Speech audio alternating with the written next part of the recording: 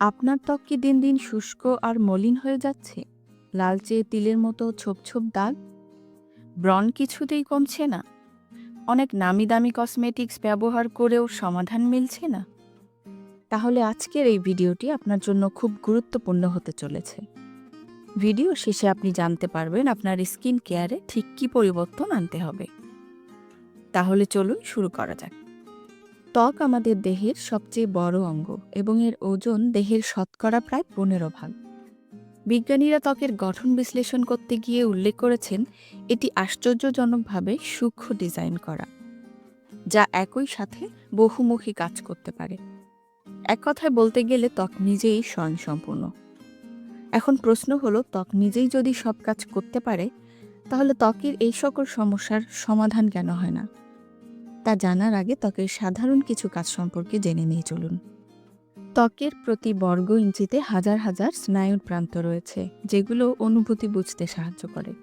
পরিবেশের যে কোনো ধরনের তাপ, চাপ অথবা ক্ষতিকর অবস্থা থেকে অভ্যন্তরীণ অঙ্গগুলোকে সুরক্ষা দেয়।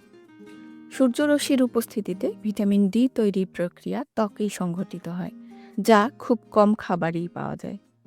কোলাজেন উৎপাদনের মাধ্যমে ত্বক ইলাস্টিসিটি বাড়িয়ে তারুণ্য ভাব ধরে রাখে।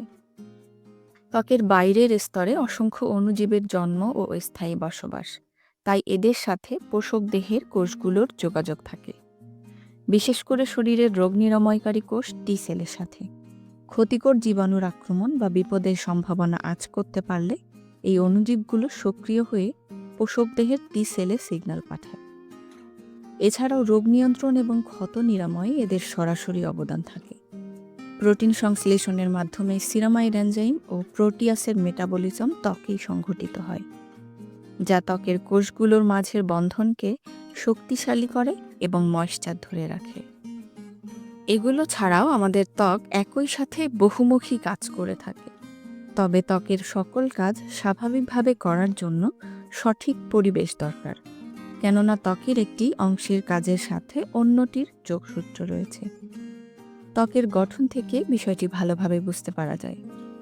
আমাদের ত্বকের গঠনে প্রথমে রয়েছে এপিডার্মিস, এরপর ডার্মিস, এরপর সাবকিউটিনিয়াস টিস্যু ও মাসল।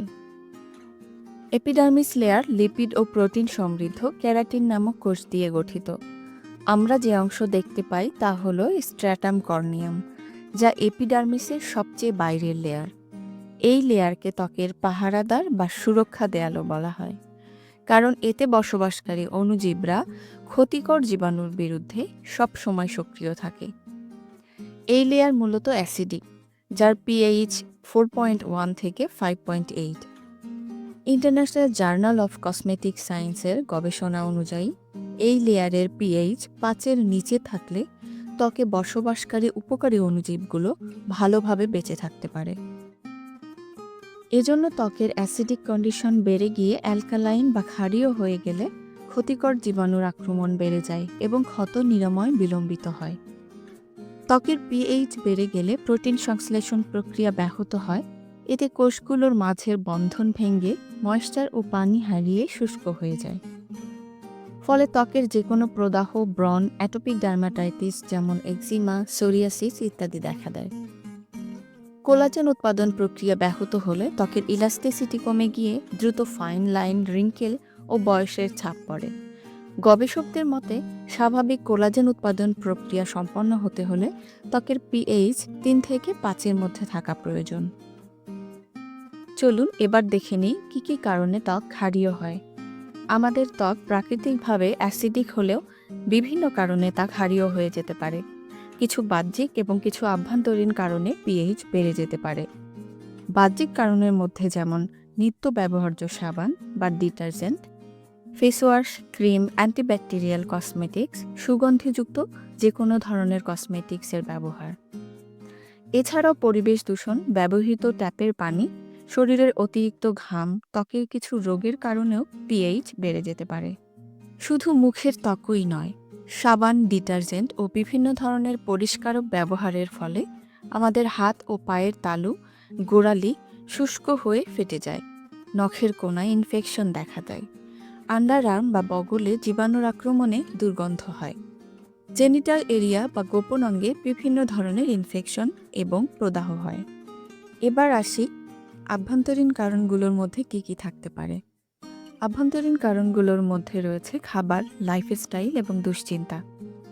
খাবার ও লাইফস্টাইলের মধ্যে রয়েছে যেমন অতিরিক্ত চিনি খাওয়া, ডেইরি প্রোডাক্ট, ভাজা পোড়া বা অতিরিক্ত মশলাযুক্ত খাবার খাওয়া ইত্যাদি।